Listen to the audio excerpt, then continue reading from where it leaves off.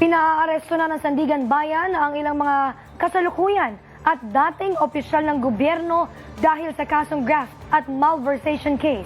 Kabilang dito sina Uswag Ilonggo Party List Representative Jojo Ang at dating Sultan Kudarat 2nd District Representative Arnulfo Go. Nakatutok si Juan Antonio.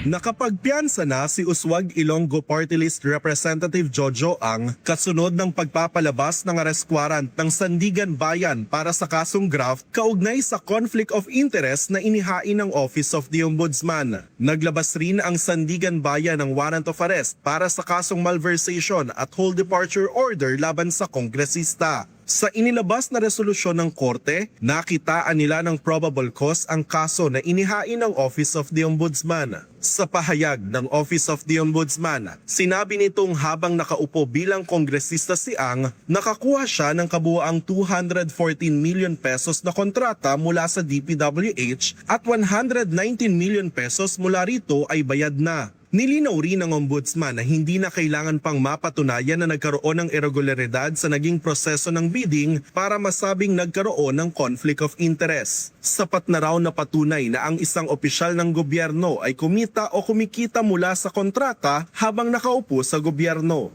Sa kabila ng malinaw na probisyon sa konstitusyon na nagbabawal sa mga opisyal ng pamahalaan na pumasok sa kontrata ng gobyerno, marami pa ring mga opisyal ang lumalabag rito.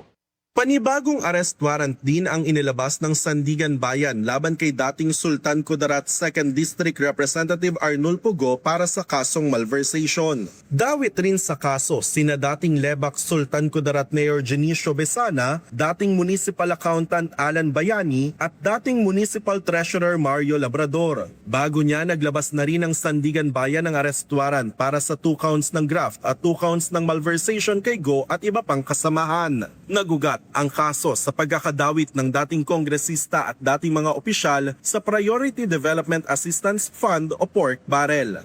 Samantala, muling tiniyak ng Philippine National Police na nakahanda silang ipatupad ang anumang warrant of arrest na ilalabas ng mga korte. Ayon sa PNP, nakahanda ang kanilang mga tauhan na tumugon at magpatupad ng mga kautusan ng hukuman alinsunod sa batas. Again, the PNP is always ready to implement and execute any warrants of arrest coming from competent and lawful authority.